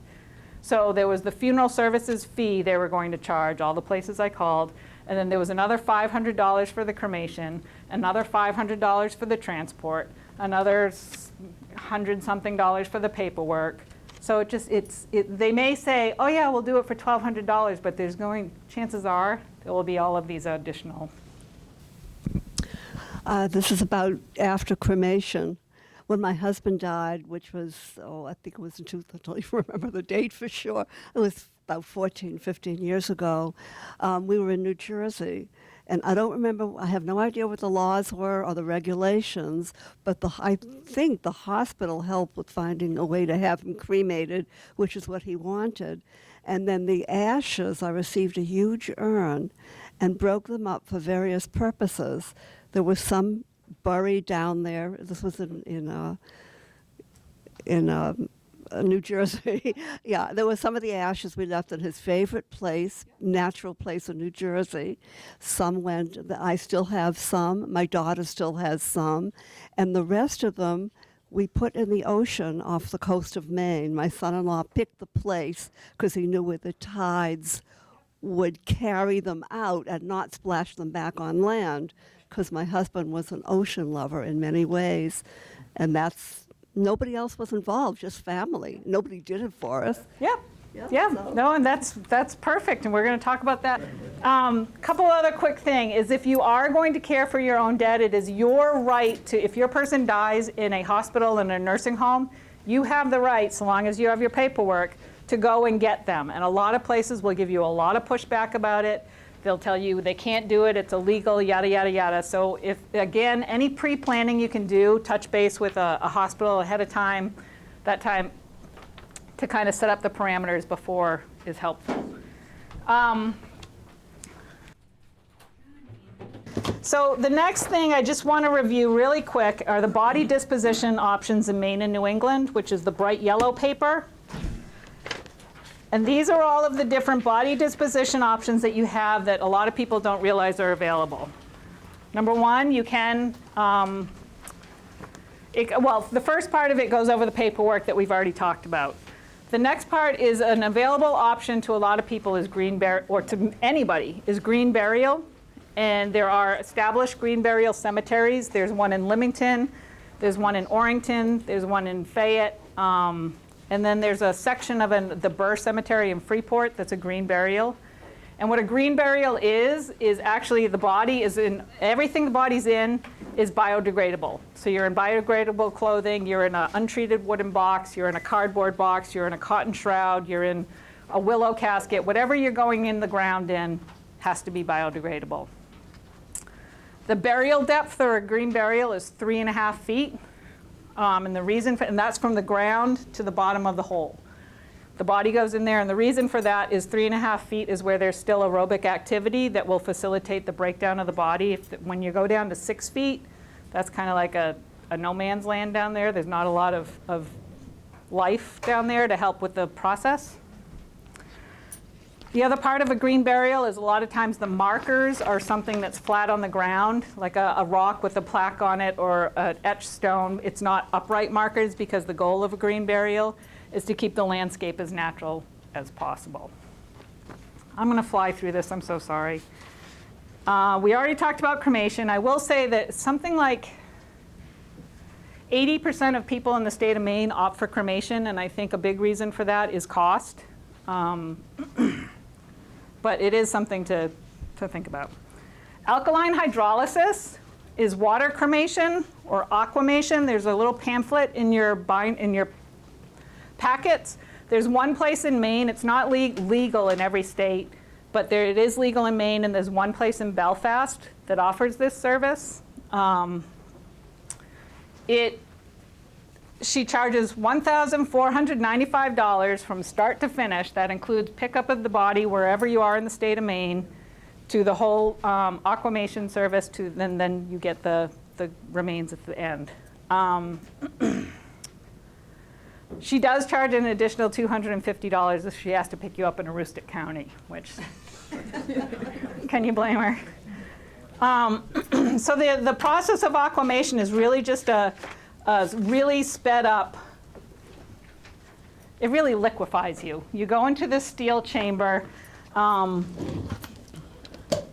Someday I'm going to have to get with the program and actually have like slides so you guys can see this stuff.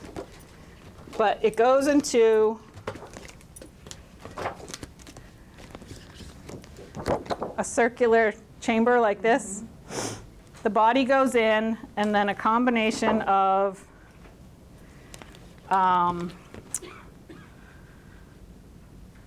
potassium hydroxide or sodium hydroxide is mixed with 95% water in the body. And the ratio, obviously, of how much water and that type of thing depends on how big the body is. And then it's heated. It's not heated to boiling. You're not boiled, but it's just below boiling. So the combination of the warm water and these chemicals that are added, which are really essentially lye for the most part, the body it breaks down. The hydroxide breaks the bonds between chemicals in the body, a process called hydrolysis, converting them to the basic building blocks. Heat is used to speed up the process. So at the end, there's a liquid that's kind of a greenish-brown color. It's called the effluent.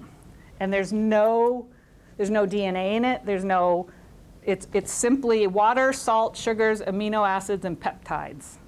So whatever comes out, you can't be identified from whatever that is. And 9.9 times out of 10, it just goes into the sewer system, which people tend to freak out about. What they don't know is when people are embalmed, which is a horrific process that I'm happy to tell you all about if you want to hear about it. When they're liquefying your insides, a lot of times that also goes right into the sewer system. So this is nothing. So the bones that are left behind are really porous, and they're easily crushable. And because it hasn't been burned, like in a flame cremation, when they crush up the bones in a machine that's the brand name of the machine is the cremulator, they grind it up. So what you get back is like a really smooth, fine white sand almost, but it's white bone. What people get back as cremated remains from a fire cremation, there's no flesh there. It's not ashes. It's ground up bone. That's what you're getting back. And when you get it back from a flame cremation, it's kind of gray and black, and that's because it's gone through a fire process. But it's also, those bones are ground up in the cremulator, and that's what you get back. The interesting thing about alkaline hydrolysis, this is kind of what the bones look like when they come out, is that any implants that you have come out as good as they were when they went in. We sell them. There are, I know there's been talks in other countries of reusing and I don't see why you wouldn't, but I doubt it'll ever happen in this country.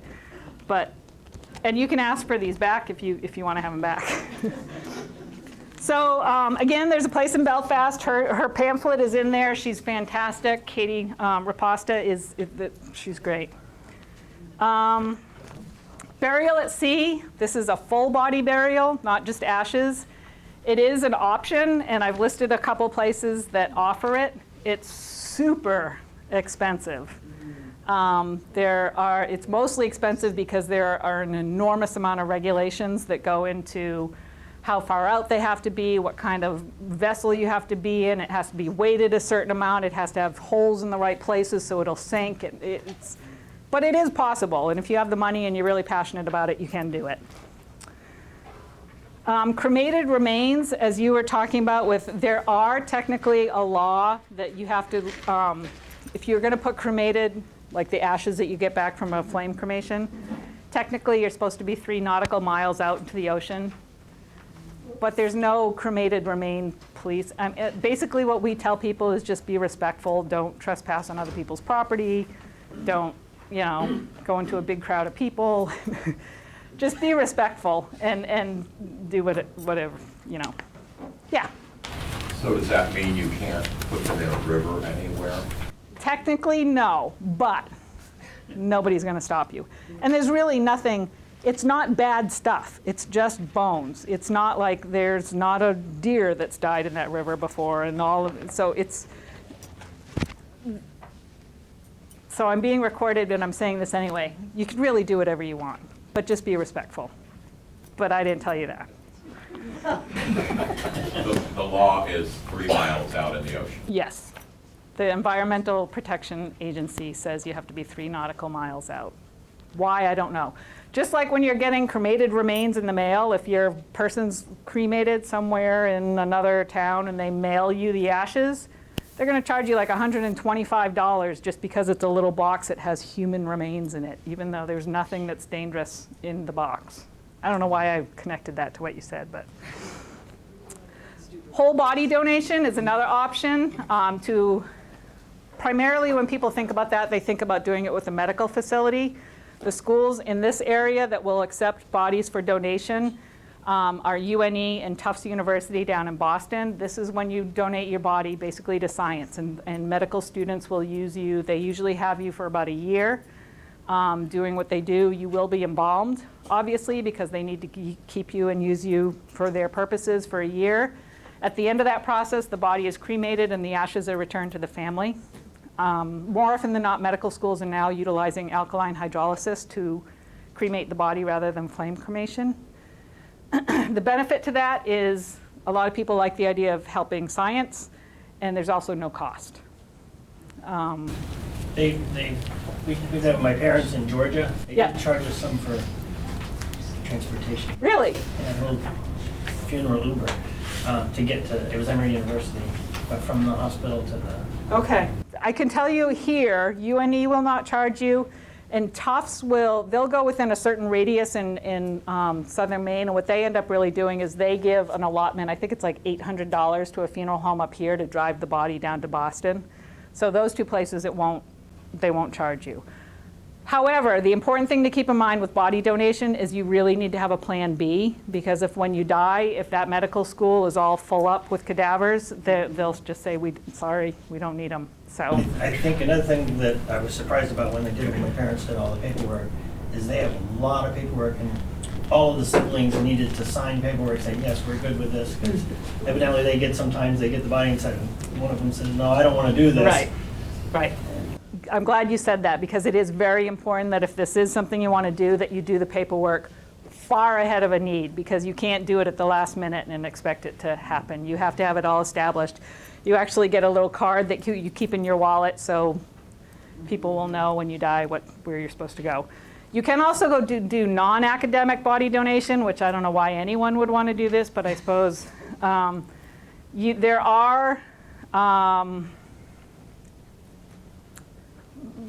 I don't know, companies, I guess, out there that basically farm organs and that type of thing. And you do get paid, I think, a small amount for doing this, but you can sell your organs to this body, and then this company would be one of the places that a medical school would call and say, we're doing this course, I need 6 human livers, and that's where they would get So it's an option. I don't know if you want to do it, but. Okay, scattering cremated remains, we already talked about that. And then the last one on the list is natural organic reduction, which is human composting. Super exciting. I think it's great. It's not available yet here. It's on the cusp of being legalized in Maine. It's going through some last minute logistical stuff. I think it will probably be legalized within the next year. Then there'll have to be a facility. But basically, it's a body being composted. It's a really fascinating process. I wish I had more time to tell you about it. At the end of the process, it takes about 90 days, believe it or not. The first 30 days, most of the body breaks down, then the bones are ground up, and then it goes through the process again for another 2 to 3 weeks, and then the remains are, the soil is cured, which means it's basically dried. And then for one body, you get about 1 cubic yard of soil. And you can do whatever you want with it. You can plant your tomatoes in it. You can grow a tree. So it's really, I think it's great because you get like a tangible, useful, beneficial product at the end of it, as opposed to. Probably the greenest method of body disposition is green burial, if anyone is interested in that. And then the whole end of this is people just going through the funeral rule and shopping around with funeral homes, if that's what you want. And then there's a lot of other documents in there. It covers palliative care, a POLST form, which again, a POLST form is something that you would want if you were actively dying at home. It's a physician's order for life-sustaining treatment. And it's a document that needs to be signed by your physician. It's usually printed on bright green paper, and it's on the refrigerator, so EMTs know and first responders know to look for it when they come in. Unfortunately, that comes into play if someone does panic and call 911. The first responders can come in and see that form. Basically, that form is the equivalent of, say, a DNR or that type of thing. It's only available for people that are at the end of their life. It's not something you can have all the time. I'm really rushing. I'm so sorry. Does anybody have any questions? Yeah. Just one last question. Yeah. Okay? Is that, what's the mechanism by which Social Security gets notified for pensions and, Social Security benefits and so on? What's the mechanism? Mechanism for informing Social Security would be if a funeral home is involved, a lot of times they will provide that service. Otherwise, it's your family. It's the family's responsibility for, and again, that can all be, your Social Security card will be in here, or not your card, but your number. All that information should be in this packet so your family has all the information they need, or your friends. Thank you so much for coming. Thank you.